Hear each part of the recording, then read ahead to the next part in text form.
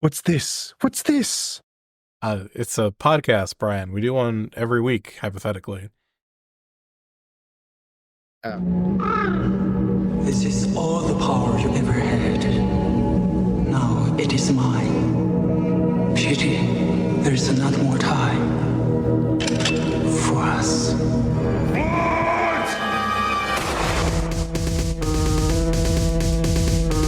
You tell him it's open season on all suckheads.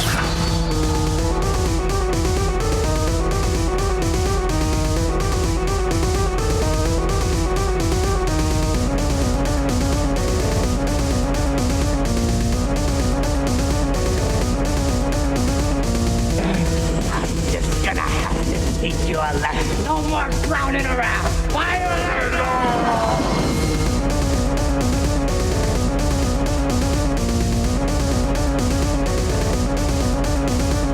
Is that gasoline I smell? No, man. No. Welcome, everyone, to Edging with Trash and Monk, America's favorite weekly podcast that is on a weekly schedule and releases every week. I'm Monk. Hi, Monk. And I am Trash, Brian Trash. Brian Coming Trash. to You you forget who you are. live from the last bastion of comfort in an embattled nation. Yeah. What's that? Yeah, Starbies? Sturbies. Well, how's the Starbies going? You know, I went to Starbies the other day. I hate that you're calling it that. I went to Starbies. Wow, you must hate something. I don't know. There's always something, right? There really is always something. It seems like people are always fucking pissed off at them. And, you know, they're just trying to run a business. Like, Yeah, they're just trying to. why don't you Crush start some your unions. own Come on. multi-billion-dollar coffee chain if you think you can do it better? Yeah. Why don't you just, I don't know, fucking become Howard Schultz wealthy? Yeah. That's who started Anyone can do Starbucks. it. Look at that motherfucker. Did he start it? I don't know, but he's like the name. Oh, okay. He's the guy. He's the guy. I mean, you're from Seattle, so I'm assuming they teach that in public schools. Yeah, they do. They have a picture of Howard Schultz. They keep it right above the door. That's actually who the kids pledge allegiance to. Yeah. Them and Bill Gates. I know that's not like something that's well known outside of Washington, but we don't do crosses here. Okay, we have the pictures of the two prophets. Okay, Yeah. the two prophets above the door. We are what's the thing it's called when you destroy graven images? Iconoclasm. Yeah. We're not iconoclast. We're iconoplast. And Because you're plastering that everywhere. because we're plastering those bitches everywhere. Yeah. Yeah, but that's what we get taught in elementary school from day one. They're like, get them young, get them early. Day one, Starbies. Howard Schultz. Day two, pronouns. There you go. That's it. That's what we do. And that's why I'm like this. Hell yeah. But I was at Starbies and I got the they have a new frozen treat, which seems like a weird time of year to be introducing a frozen treat. I don't typically associate those in November. But I got myself a frozen pineapple passion fruit lemonade. And I gotta say, as someone who kinda hates Starbucks, it was acceptable. Yeah, I just don't want to get a lemonade at Starbucks. I'm not gonna lie. But you know, I'm glad it was I don't good. want to get their coffee. I've never had Starbucks coffee and I never want to have it. I used to hate it. Yeah. But now it's like, oh, it's Starbucks coffee. I think it's kind of that McDonald's thing where it's like you're not gonna get the worst coffee ever if you go there. Yeah, I mean, I would like to have the worst coffee ever more than that. I would like what I if I'm getting coffee, I'm either going to the local place or I am going to Dunkin'. Because America runs in Dunkin', and I need my fucking butt water when I'm at the airport. Yeah, you're gonna get some butt water with maybe a dag nut and really more of a apple cinnamon muffin kind of guy than a donut kind of guy at the airport. A man of culture. Yeah. Yeah. Yeah, I guess there's this thing where people drink drip coffee and I don't really, I don't fuck with that. I only do espresso, and with espresso, most places just don't do that bad. But when they do bad, they do real bad. Do bad. Like cope. Yeah. So, it's just, it is what it is. It is what it is. I mean, I don't really go to Starbucks of my own volition either. I currently live with 2 white women, so I just end up there sometimes. I told you, I think you saw this already because I posted on Twitter, but I'm never going to get sick of telling this joke. I had to go to Kohl's the other day because I had some Amazon packages that I needed to return. And I asked my two white women roommates, hey, do you want to go to Kohl's? And they were like, nah. Wow. What the fuck? How is that possible? God damn. They're not girl bossing correctly. That's right. And we even went there, and I ran in by myself. They didn't go there. There was a Sephora inside the Kohl's, and they didn't want to go. There was a Sephora inside the Kohl's, and they still didn't want to go. Yeah. That's whack. Oh god. Yeah.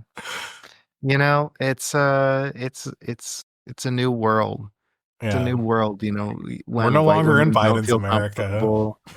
White women don't feel comfortable going into Kohl's anymore, okay? Yeah. They have to send in their nerdy thrall monk to go and safely acquire what needs to be acquired in the Kohl's. And I just think that's sad, Yeah. Well, I didn't even acquire anything at Kohl's because to be honest, I fucking am sorely disappointed with Kohl's. First of all, when I went into the Kohl's, I was mostly there to drop off 2 Amazon packages, and I was expecting them to do some fucking bullshit with where the Amazon returns were marked, but like, it was a next level bullshit move at the Kohl's where. So first of all, I entered on the ground floor, and it's a 2-story Kohl's, and I have to go up to the 2nd story to get to the Amazon returns. Which, okay, fine. Like, you're gonna put in the back of the store, and I guess the 2nd floor is more of the back of the store than anywhere else. You won't be able to walk past all your shit before returning it. I get it. What I do not condone, is the fact that they fucking did like a Wile E. Coyote Roadrunner maneuver on me.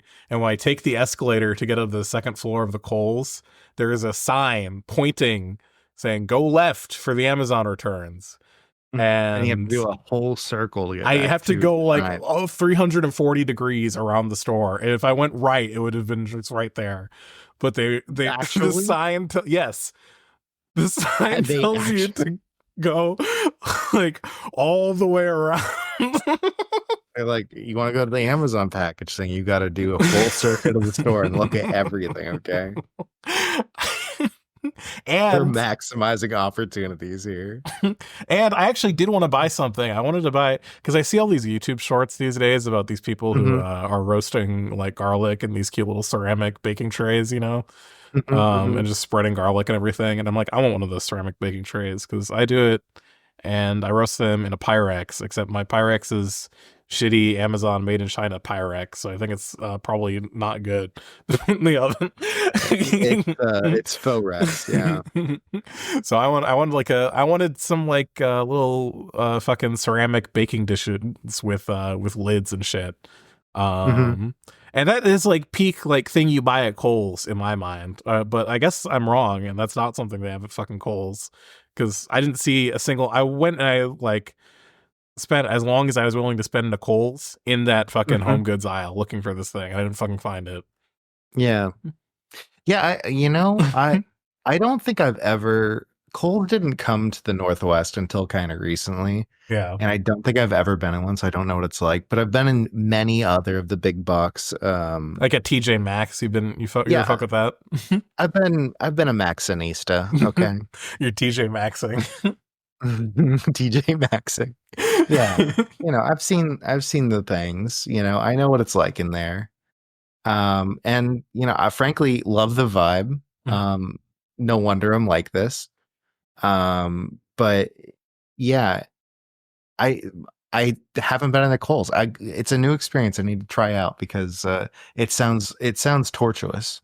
Yeah, I gotta say, Kohl's is bullshit. I'm putting Kohl on the Snyder list. I think it's that bad. I think I'm now seeing why my roommates did not want to go. Yeah, they were like, "Can we go to JCPenney instead? Macy's, maybe." Macy's. The place my dad always went to is like the more busted version of Kohl's, Big Lots. Yeah, Big Lots is very guy coded. Big Lots is like Big Lots is very dudes being guys being bros coded. Well, it's like in my mind, what it is, it's like there's like Kohl's and like that tier of store, right? And then beneath that, there's like Burlington Coat Factory, like Kmart. Or like Burlington Cuck Factory. That's true. What's another one of these like B-list stores, right? I think you get the idea with just Kmart. Yeah. And then Kmart. Below that, there's Big Lots, and then below that, there's the Dollar Tree. Where does Walmart live here? Walmart is, I think, around in the Kohl's level, although it's a different target audience. Yeah. It is. I mean, it's very. I mean, you go into the Walmart and the intense. shit you can buy is a thing, and that's not always a guarantee. Speaking of, I've been as I've announced on the podcast, I'm medicated now, right? Mm-hmm. Which has led to me going to my local Rite Aid, and I gotta say, what an experience! Yeah, I love going to the Rite Aid. That store is dying. And the vibes are hilarious. I love it. There's like almost no one in the store ever. It's like you've got like a couple of employees kind of resigned to like the fate of the company being like nothing, like the void beckons. I was actually like, oh, I was watching some like NPR Vox type YouTube video. I don't know who actually made it. But like that type of vibe, about CVS recently and about how all of their pharmacists are fucking having a panic attack 24/7 because they're just understaffing the shit out of everything. There's all these anonymous reports of like pharmacists going like, I have not slept in 2 weeks because I'm afraid that I'm going to kill someone at work because we're so understaffed. Oh my God. Wonderful. And I think all of the big chains are pretty much like that too. I go to the grocery store for pharmacy shit. They've always given me a better price. And I am in a grocery store, which is the type of store you're most likely to find me at, I think. Yeah, I mean grocery stores are S tier. Yeah. Like for real. I know, hot take, but like grocery stores are great. Yeah. More of that. America. Yeah. So we bullshitted a minute, but we got to talk about what's really going on in the world. Since the last episode, the election happened, everybody. Yeah, and Kamala won. Congratulations. We're living in Harris's America right now, and I feel so good. I'm going back to brunch. I'm plugging my ears again, and I'm just gonna make it another 4 years, and then maybe I'll have to care about things again. 4 more years of smoking meth and not giving a fuck, and that's all I wanted. Okay. Excuse me. The Trump is the meth administration. Kamala is the barred out. Yeah, no, I'm doing the meth. They're barred out. I'm doing. Okay, if you insist. I do. But for real, everybody, it's Donald Trump's America. So we decided to do something a little bit lighter this week. We decided to do something light, fluffy, Nightmare Before Christmas, because we already did Burton, right? We did Burton with Beetlejuice the last couple of episodes, and we decided to continue things with Nightmare Before Christmas. And I hope that you're excited about it, because I am. Yeah. What was the first time you saw this movie? Did you see this movie as a kid? Oh yeah. Yeah. Yeah.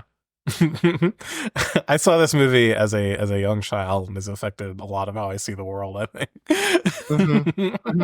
I think I saw this movie before I saw any other Christmas movie. That's wild. I think this came out after I'd already seen many movies. So that's one of the benefits of age. Yeah. You've seen Christmas Story 500 times before you see Nightmare Before Christmas. And I mean, they're both great. They're both great in their own ways, right? Don't get me wrong. But I gotta say, one of them's got a really fun vibe that just keeps you coming back for more. And that's Nightmare Before Christmas. Yeah. And before Burton got like too wanky with it, which is huge. This is Edward Scissorhands Burton. Yeah. Back when he couldn't wank because his hands were made of scissors. Yeah, this is freaky Burton. Yeah. Yeah. This isn't Charlie and the Chocolate Factory Burton. Yeah. None of that bullshit. We're talking Burton like creating like deeply disconcerting characters. There's a spot at the beginning of this movie. There's a clown that's like, I'm the clown that takes my face off, and is like, and takes its face off, and the voice changes, and it's not like a skeleton face underneath or anything like that. It's just nothing. Yeah. And I gotta say, really sticks in my mind even today. There's so many cool guys in this movie. It's definitely, if you like looking at weird guys, this is like probably the best movie for Beetlejuice is also good for that, but I think this is like peak, also good, yeah. Peak Burton weird guys design, because he's no longer limited by the human form. He's like, Boogie? Yeah. Oh, who's Boogie? And you don't get the reveal until the end of the movie. Spoilers, everyone. Even before you get the reveal, him being like a big potato sack man is like, just feels like a fucking great type of guy to be, Yeah, like you get the like the sense of deep evil resonating off of this character, but it's also just like, oh yeah, this character is evil, but also a potato sack. And it's like, this is so weird. It's so weird. And then you get the reveal, and it's like, oh, Boogie's just a gambling pile of bugs. That's cool. That is a cool movie. That's fun. It's a cool movie. Who are our main characters? We got S names. You got Skeleton Jack, King of the Pumpkin Patch. Yeah, there's Jack Skellington, the Pumpkin King. And we've got Sally. Is it Sally? I think it is Sally. Sally, the Frankenstein's monster, who's kind of an understated character. Definitely a Tim Burton woman, but still good and kind of well invented. Yeah, I mean, from a character design perspective too, she's one of the more interesting ones too. Like a Frankenstein's monster who's like, instead of being like a big meat machine, she's like a sewing doll, and she's got some bending Rodriguez action where her parts come off and move around and reattach. Which rocks. That part rocks. like as much as I do think that Tim Burton has kind of a one note thing when it comes to women as characters, Yeah. being a modular woman, I think it really makes her feel more developed than Yeah. pretty much anytime Helena Bonham Carter was in in one of Tim Burton's. I mean, So- as a character, she literally just exists because like her entire character is focused on the idea of like a vague notion of being free, but what she chooses to do with her freedom is to just spend the entire movie helping another man accomplish his goals, you know. Mhm. Although It's she's not entirely focused. yeah, she has her on own Jack, yeah. opinion on it, but her entire character revolves around him in a way that's like not like the most feminist thing in the world, but I mean it's like a 1 hour and 10-minute movie, and there's not a whole lot of like other characters in general that get a whole ton of like screen time or goals, you know. Yeah, and there's a lot of characters, Yeah. as you said earlier. There's just like a lot. Who's your favorite weird guy in Halloween Town? Oh, that's tough. Let's go over That's some of the tough. weird guys. Okay, we'll go over some weird guys. We got the trick-or-treaters, Mm-hmm. who I always found pretty scary as a kid, actually. Because they're just so like close to being human. You know? Yeah. They're like so close to being human, but they got like scary teeth. Mm-hmm. I don't know. That always got to me as a kid. But that's one character, kind of a Greek chorus of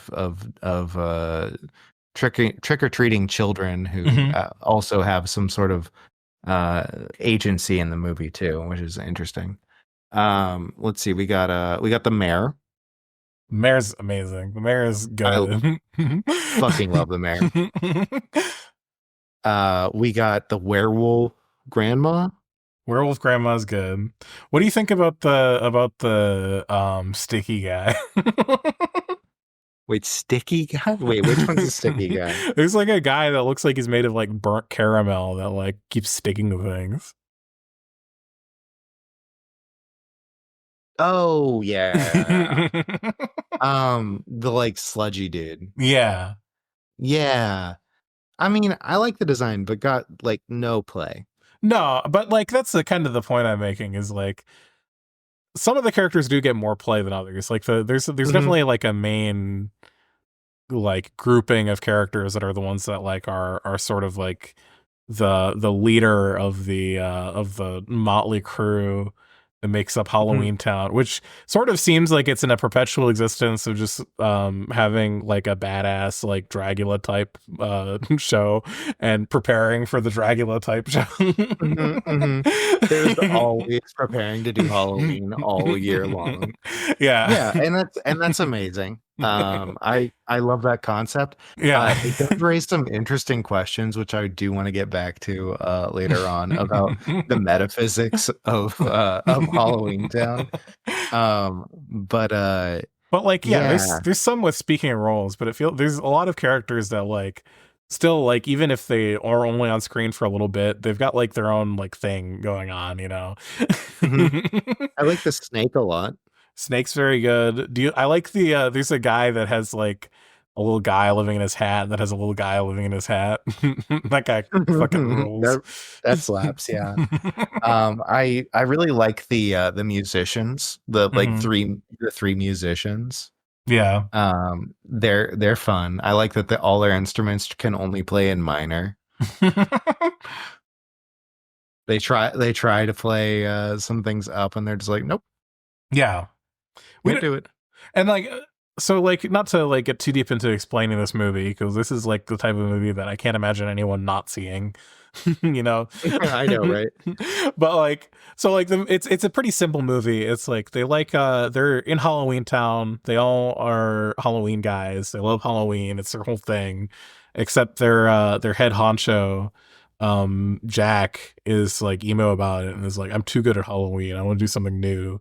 So he goes and he finds this weird clearing which I'm sure Brian will have comments of if we talk about the metaphysics of this movie, which I can't say no to because I have a similarly wanky fucking thing to talk about with this movie.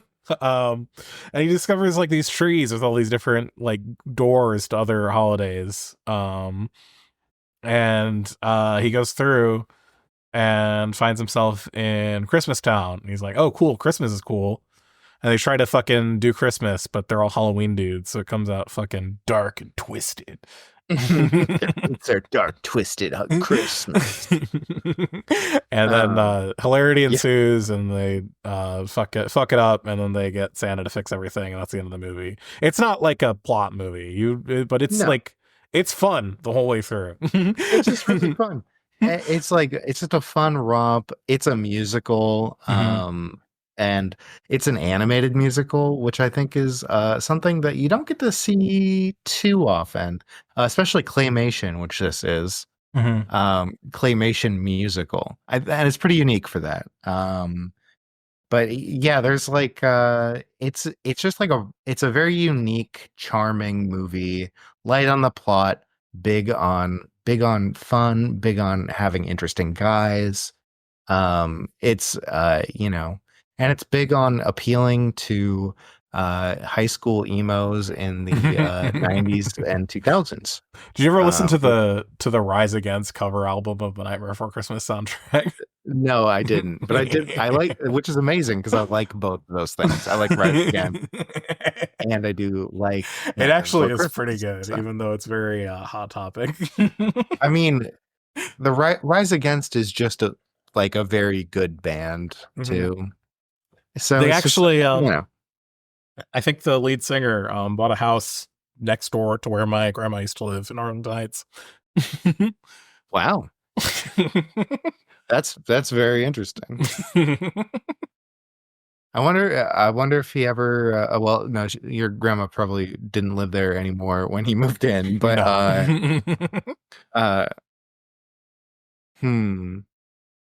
Did you get to say hey? No, I also did not see. That was during the 10-year period where I did not see my my grandmother until she died. So, yeah. Oh well. Well, yeah, but I live in Chicago now, so maybe I'll just drive around Arlington Heights until I. There you go. I don't know if he still lives there either.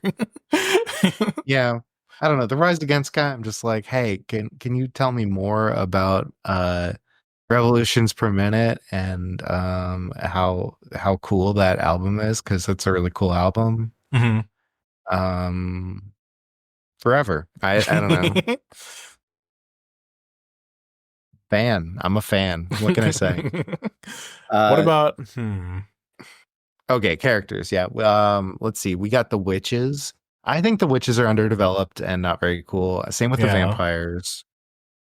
They're just kind of like a block of Yeah, I mean, they kind of are just there to fill in the slot of like things that had to be there, you know. And like, I don't know, they're fine. I really like Sally's like the mad scientist, and they Sally. Yeah, I really like him. I like that you can't quite tell that he has a metal like skull cap. But then you see it and you're like, oh, because he's like picking around in his brain. Yeah, picking around his. You're like, oh, he's got a metal plate over his brain, and he's like a goofball, like kind of evil, but also kind of just like dumb. Like, yeah, he gets poisoned like 5 times in a month. Yeah, he just keeps letting himself get poisoned. He's like, don't poison me this time. And Sally's like, sure, I won't. And then I remember when I was a kid, that poison soup that Sally made looked good as hell to me. Monk saw the yuck sticker on the cabinet and said, I want in. I actually did. I believe it. Yeah. Yeah. So it always stuck with me, the slotted spoon that she kept in her sock. Yeah. Just why not? Soup. I need to fool someone into thinking I'm eating soup. And so this is a think musical soup eating. too. Do you have like a Mhm. favorite song from the movie? I mean, the theme, This Is Halloween, It's is good. a banger. I think that's really it for me. Like, that's the Yeah. one. I know it's trite, but it is. It's very hard to say that isn't the one for me. I do think I do really like, I don't know if the song is really the high point of this, but probably my favorite part of the movie is when Jack comes back from Christmas Town and has all these things he's doing scientific experiments on. That's maybe not the maybe the like the song in a vacuum is not as good as This Is Halloween for that bit, but as a scene in the movie, definitely the high point for me. You mean, is that What's This? Yeah. And Yeah, What's This is, honestly, What's This? Oh God, they're kind of on the same plane for me. yeah. Like, What's This is also so iconic and just so good. Yeah. It's And hard then to choose, folks. Making Christmas, another fucking banger. That's Those a good three one, I think are probably at the top for me. It's hard for me to pick one that's a favorite. Yeah, I might change it to What's This? Making Christmas is really good, but What's This is like I'll find myself like walking around and being like, what's this? Sometimes, Yeah. It's interesting watching this movie again and figuring out like there are just things that I say that are Nightmare Before Christmas references that I don't even associate with Nightmare Before Christmas. Like, yeah, I don't when even I'm remember saying that they them. are. Like, yeah, at the very end when like Oogie Boogie is being fucking dissolved and he's going, my bugs,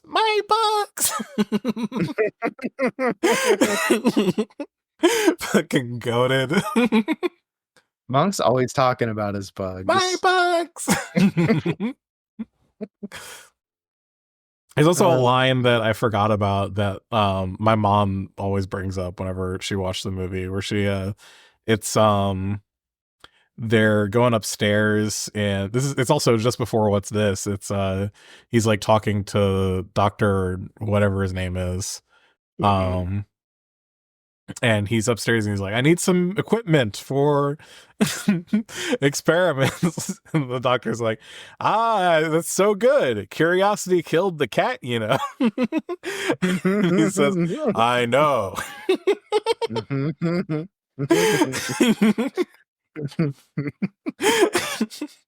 Oh gosh. Yeah. Yeah, it's good. It's good.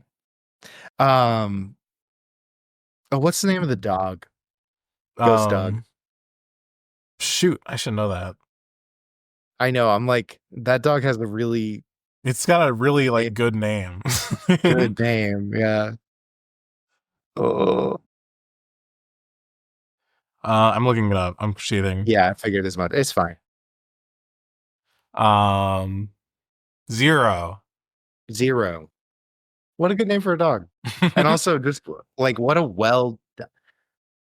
okay, everybody, the craftsmanship in this movie is like also just next level. Like, I haven't seen a stop motion movie that I think is more interesting visually to look at than this one. Like maybe there's some that required more technical skill to create, I'm not someone who can really judge that by looking at the movie. Yeah. From the little bit of stop motion I've done, all stop motion just seems like it is like magic to me after having tried to do it. Yeah, it's really hard. It's really hard to do it well. I went to college with somebody. I did some animation in college. Yeah. Because I did a little bit of everything in college. And I don't get me wrong, I love it and I think it's really cool to do, but it is one of the most tedious things imaginable. Yeah. And it is both tedious and requires like such good construction to make something with because these puppets are moving, right? They have armatures underneath them. And making those armatures and then making sure everything looks good as you're moving things around is hard. And then It's also like really hard. especially because this movie does have a lot of things that are like they get really creative with the visual design of like how things move too, in a way that seems like I don't know how the fuck anyone could have made this. Like Yeah. just the way like Jack like moves around from scene to scene, where his like arms are like flailing around, or he's like contorting himself into weird shapes. It's extremely good. Extremely good. Like Mhm. during the fight with Boogie, Yeah. and Jack drops down and like spider crawls and is like dancing on top of robots shooting guns. Like just is it's like so fucking cool. It's just like all these poor emo kids were ruined because Jack Skellington was too cool. Okay. But yeah, it's like Jack has such a like an obvious and interesting silhouette, animates really well, just like so cool. All these like everything's just moving. Ah, I don't know where to start. It all looks and moves so well. Yeah, and it's not just Jack either. Like every character has like a similar like style in the way that they move that is like expressive, you know. Even like creatures were like just looking at their design in a vacuum, like Oogie Boogie, right? He's a big like burlap sack, right? He still has ways of like moving that are like extremely expressive of like who he is and like the way he's approaching any given like scene. You know, Yeah. he's got like an like emotional range in like his face, even, which is like 3 big holes in a sack. Oogie Boogie is like remarkable. Just like so much. But like even smaller characters, even like the mayor. The mayor's just like, oh, what's the mayor's design? Oh, it's like a mayor who walks around who has like a very definitive silhouette and like Yeah. look, right, generally. But also just has like two fully articulated or maybe not articulated, probably like removable heads, but like these two different heads that spin around Yeah. to convey mood. Like most first off, politicians, he has two faces. right. Right, true. But just like what a cool way of elucidating that, right? And making that happen. And being like, yeah, here's our two-faced politician whose head literally spins around. You have and that's not even the only cool part about them, because you get that spider ass necktie. The spider necktie. I mean, yeah. Jesus. Oh. And he's also got his little fucking vehicle that he's driving around. Little thing. Yeah. His little tractor. Just kind of putting around town. Oh my god. Yeah, like even when you look at like the vampires and the witches, they all move really well, even if their characterization's a little weak, right? Everything is animated so well. This is a kind of movie that's like, I actually don't know if I know what the budget is for this, and I realize that's probably like it's probably huge because $18 million is what I'm seeing. Yeah, that's I mean, that's like lower a than I would normal amount of expect. money to make a movie. Yeah. How they managed this like that is nuts. Yeah. Like legitimately. Because it probably helps that it's kind of on the shorter side, but still. Yeah. I'm just like, when did, because they started it, let's see. I just got to know, like, how long did they take shooting this? Because any like stop motion animated piece takes a really long time. Oh god. Yeah, hold on. I gotta look through for this because okay. Yeah. Production started in 91 and went until 93. Release was only 2 years. Yeah. What? God, they must have been on so many uppers. My God. Did you ever play Kingdom Hearts 2? No, I never did. I haven't played any of the Kingdom Hearts games. It's like a whole ass Nightmare Before Christmas. I never played Kingdom Hearts 2. I only played 1. Mhm. And I want to play 2 so I can get to play the Night Before Christmas level. Word. Another thing that probably hit the emo kid community at the time it came out, like Like crack I in the do. 80s. Yeah, seriously. No chance. There's a whole generation of children that were ruined by this media because it's too good. Yeah. Jack too cool. Sally too demure. So what was the metaphysics? Do you have a metaphysics thing you want to talk about? Do you want to get into okay, yeah. Let's get into the metaphysics. Okay. What do you posit here? So I'm not really interested. Like the portals between the worlds, that's all fine by me, right? But that it seems like there is world, like a real world too, you know, that Christmas world interacts with, and that Halloween world does not. Yeah, there's that. There's that like Halloween world is preparing all year long to do Halloween. But then Christmas is preparing all year long to do Christmas, and then Halloween Town, the clock goes down to like Christmas time, but they go and do their Halloween Christmas day theoretically on Halloween, but it's also Christmas. Like it seems like the time streams are like all mixed up, and I think they just changed the countdown to Christmas instead of Halloween, but they don't know when Christmas is actually, so that's actually interesting. Yeah, it's very odd. Also just like there's so much weird stuff about it's like, well, we've captured Santa Claus and we're going to do Christmas now. And they're like, you know, there's a whole world dedicated to preparing for Christmas. And then Halloween Town gets it done in theoretically the time between Halloween and Christmas.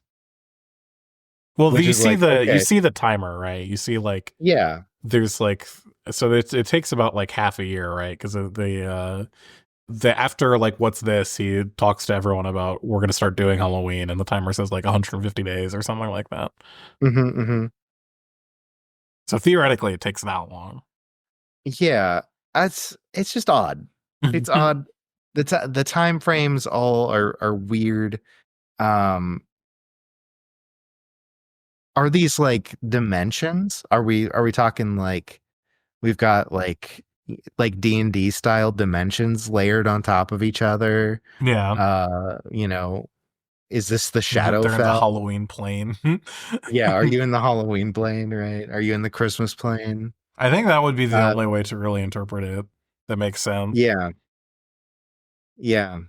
There's just a lot of little things that are very odd. And I realize completely unimportant. Because this movie's not interested in making like a coherent universe or anything like that. Yeah. But these are the kinds of things that'll stick out in my brain sometimes and be like, hey, what's up with that? That's fair. Yeah. Hey, have you ever considered how this movie is about dialectics? Let's go. All right, drop it. Have you ever considered about how this movie is about how Jack Skellington attempts to recreate Christmas Land in the material conditions of the Halloween Town, where however the result is like warped because he uses the means of creating Halloween to attempt to create Christmas, and it just can't do it. Yeah, and this movie is actually about the peasant revolutionaries of the USSR. I mean, I'm not gonna say it's one-to-one allegorical, you know. But I do think if like someone wanted to make like that video essay where they're talking not about like a direct one-to-one metaphor, I don't think you could make that make sense. Yeah, of course not. But I think there is something to be said there about like this movie as an example of like dialectical materialism. Yeah, I think that if Jack Saint wanted to, this video could be made, you know. Yeah. very silly, but I do see it, you know. Oh my god, that's goofy. Yeah, no, you're right though. You're right. You're right. And the disaster that was rained upon the world because of the hubris of the revolutionary Jack Skellington. Yeah, more like the idealism of thinking of Jack Skellington. You know, he thinks he can pitch Christmas to these people by going, well, I'll just tell them it's like Halloween, and we'll make Christmas, but it's like Halloween, and it turns out fucking all wrong. Yeah, yeah. Well, when Jack Sitting tried to Jacks do a of cultural Stalin. Jacks of Stalin tried to do a cultural Jack revolution. Stallington is actually way better. Oh my god. Cultural revolution in the feudal Halloween town. They're subsistence pumpkin farmers, and they tried to get them to make steel. Yeah. And then they rained terror upon the children of the true world. Damn you, Jack Stallington.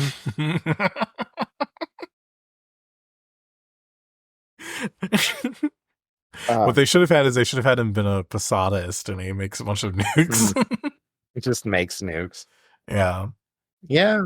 You know. Aliens. Whatever the fuck that guy was into. Both of those things. All the stuff. Jay Posadas. Why did anyone listen to that motherfucker? Jesus Christ. Yeah. Anyway, yeah. Movies to watch. I don't know. That probably goes without saying at this point. Yeah. If you probably have seen it. You have. Yeah. I don't know. Like, if you needed us to tell you that, I don't know what the fuck you're doing. Get your shit together. What? Wait.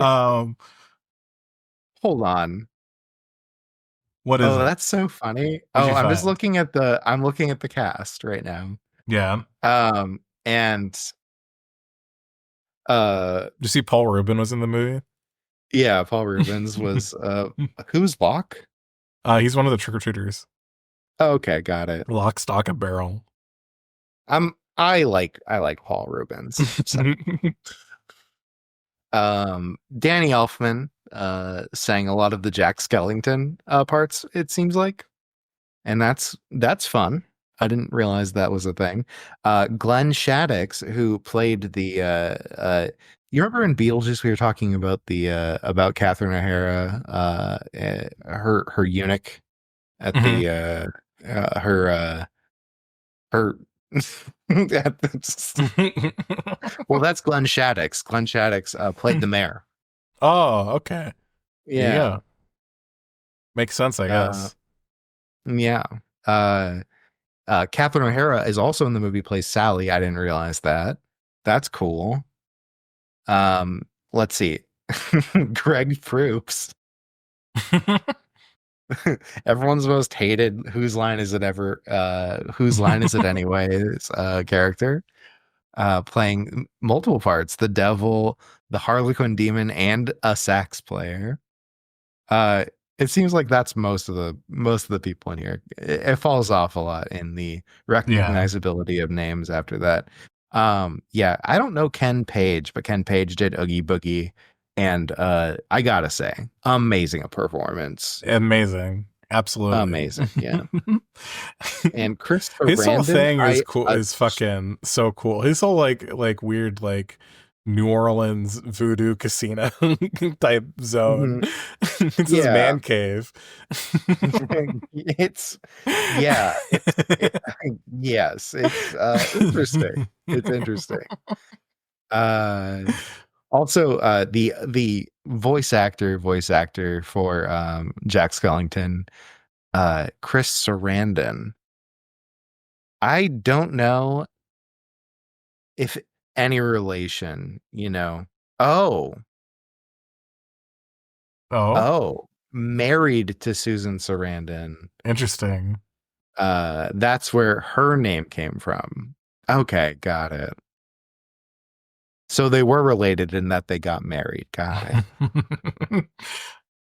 The more you know. We figured it out. I thought, oh, are they? Is this Susan Sarandon's brother? No. Well, maybe. I don't think so, but maybe. You never know. Could be. Could there was be. like a Hollywood. They're free. You could see like some guy and they're named like Joseph Oregano, and you find out like, oh, that's who Oregano was named after. Yeah. It really does happen like that sometimes. Did you know they named a whole state after oregano? Just like It's they named a state, another state north of that, about a symptom of obsessive compulsive disorder. You're washing a ton. So true. And then of course, everyone's favorite state, the one that they just called Mountain.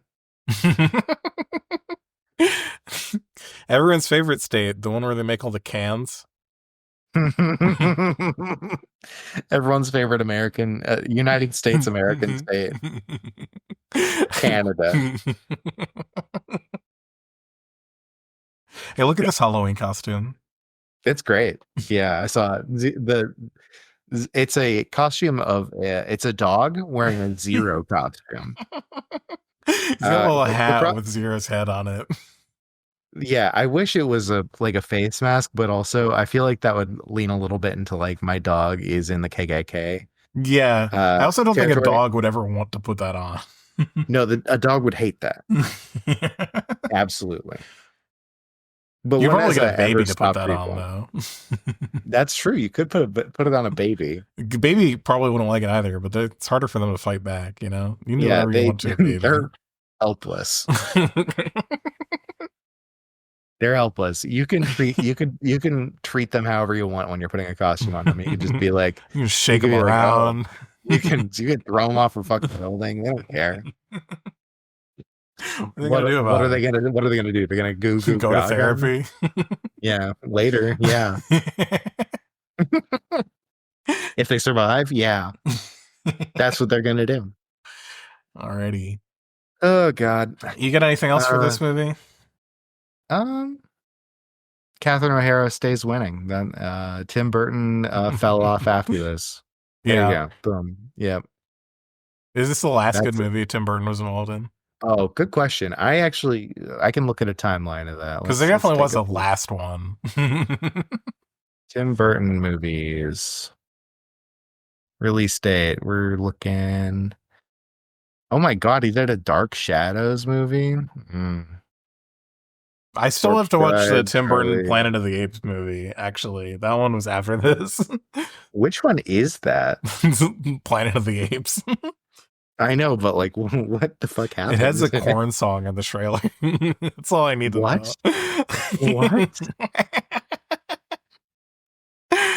What? Tim Burton directed Mars Attacks? You didn't know that? I didn't know that. Oh, that's wild. I think that Mars Attacks might be his last good movie. Corpse Bride was okay, actually. I never watched it, but I think it's probably not as good as Nightmare Before Christmas. Mm-hmm. But it was okay. I think they were just trying to recapture the glory of Nightmare, and then they did it, and it's like, yeah. First movie. The first movie listed here is Hansel and Gretel, which is a 45-minute movie from 1983. But the first one with a cover is Frankenweenie, and I gotta say, what a debut! Yeah. Mm-hmm. Pee-wee's Big Adventure, then into Beetlejuice, and then straight into Batman. And then Edward Scissorhands. Oh, that's wild. The Tim Burton Batmans, I gotta say, I am a fan. Yeah. Mm-hmm. They're stupid, but in a fun way. Maybe that could have been our through line into Beetlejuice, but oh well. It's okay. We can come back later. We can come. Who gives a shit? We'll circle back. Yeah. Nothing matters. Trump's America. Nothing matters, y'all. Holy shit! Wait, they remade Frankenweenie? Yeah, it's a CG one. I'm actually only familiar with the CG one. Oh, okay. But Huh. and I also haven't seen it. It's just the only one I'm aware of. God, yeah, there's some bad ones. Yeah, I think I stand by Mars Attacks being the last good one, though. Mars Attacks. Because I'm looking at this and I'm like, okay, we got Mars Attacks, and then immediately into Sleepy Hollow, and I'm like, no. Planet of the Apes, no. Big Fish, no. We're gonna watch this Planet of the Apes movie. It's got Paul Giamatti in it. I know you like him. I do like Paul Giamatti. It's got Marky Paul Mark. Giamatti can. Oh God. I gotta like look at this. What is going on in this movie? The fuck happened here? Oh my God. They're wearing armor? What's happening? What's happening here? This looks bad. This looks like it's gonna be dog shit, but I have to see it.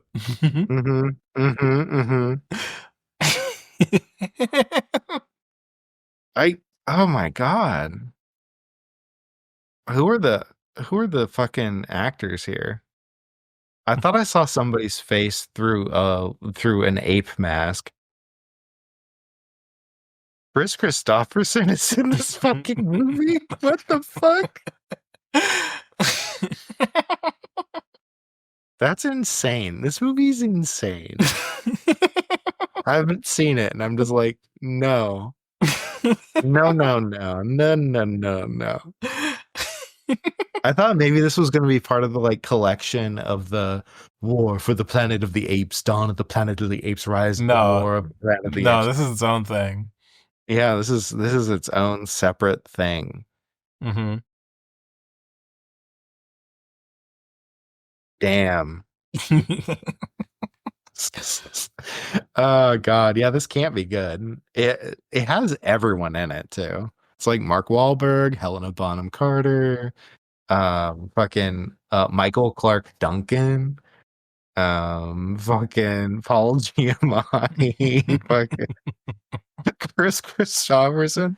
Why do you have a rock star? He's been in a lot of movies. I know, but it's just weird. Glenn Shaddix yet again. I just want to know more. Is Glenn Shaddix alive? Could be. I don't know. Well, I mean, because he died in 2010. That's why he's not in the new Beetlejuice. Because and thank goodness, because the other reason he wouldn't be in Beetlejuice is because he's a sex criminal. Would have had him on a plane too. Yeah, they would have been on the plane too. Oh no, you got bitten in half by a shark.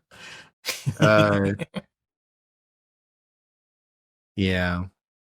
Ain't that a whole thing? Yeah. Okay. Yeah. We can wrap up if you want. We're at the IMDb section of the show where we've officially run out of ideas. Do we have any emails or I don't think we have any. That's a consequence of falling off and not doing an episode every week, which we definitely didn't do because we definitely have been releasing episodes. Yeah, very good. Nothing happened. Everything's great. Nothing. No time has elapsed. It's not. We're about to hit 1 year of edging. Yeah. In fact, we may have already. When did the first episode come out? Let me check that right now. Maybe this is our 1 year. This is our 1 year anniversary, everybody. November 27th. So not quite. Coming up. We're almost there. Coming up. That's wild. Well, that's wild. You know what they say. I'll be done in November. November. I don't know what the lyrics are. Do you know? It's Wyclef Jean off the album The Carnival, and it's I'll be gone till November. I don't know. There's like a whole. That's like pretty much it's January, February, March, April, May. I see you crying, but girl, I can't stay. I'll be gone till November. I'll be gone till November. And then I can't remember that part. Yeah. I had that album as a kid. Oh yeah, did you listen to it after watching Night Before Christmas? No. Well, maybe you can, listener. Maybe you can. Yeah.